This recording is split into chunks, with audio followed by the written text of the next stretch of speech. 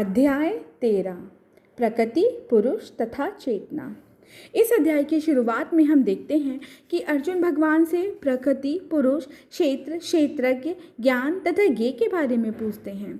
तब भगवान कहते हैं, मैं स्त्री हूँ, पुरुष हूँ, कुत्ता हूँ, बिल्ली हूँ। ये तो शरीर की उपाधियाँ हैं, लेकिन जो ज्ञाता है वो शरीर से भिन्न होता है।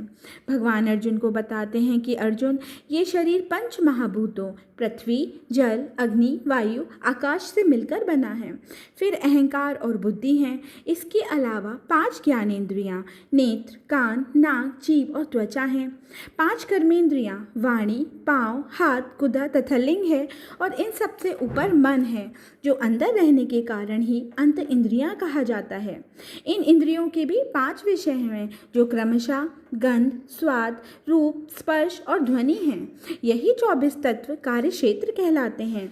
हमारा शरीर 6 रूप में परिवर्तित होता है, जैसे उत्पन्न होना, बढ़ना, टिकना, संतान उत्पन्न करना, क्षीण हो जाना और अंत में ये समाप्त हो जाता है। इसी अध्याय में भगवान अर्जुन को ज्ञानी पुरुषों के गुणों के बारे में बताते हैं। भगवान कहते हैं, जो विनम्र है, दंभहीन है, सरल है, प्रामाणिक गुरु के पास जाता है, पवित्र, स्थिर और आत्मसंयमी है, इंद्रियों की तृप्ति का जिसने त्याग किया है, अहंकार का जिसके अंदर अभाव है, जन्म, मृत्यु, वृद्धावस्था तथा रोग के दोषों की अनुभूति से मुक्त है, वैरागी है, संतान, स्त्री, घर तथा अन्य वस्तुओं की ममता से मुक्त है, अच्छी तथा बुरी घटनाओं के प्रति जो संभाव रखता है, मेरी निरंतर भक्ति में लीन है, एकांत रहने में जिसकी इच्छा है, जन समूह से विलगाव है और आत्म साक्षात्कार की महत्वता को स्वीकार करता है तथा परम सत्य की दार्शनिक खोज में लीन रहता है, वही ज्ञानी है।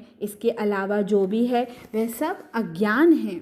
हे भरतपुत्र, जिस प्रकार सूर्य अकेले इस सारे ब्रह्मांड को प्रकाशित करता है, उसी प्रकार शरीर के भीतर की हमारी आत्मा भी हमारी शरीर को चेतना प्रदान करती है।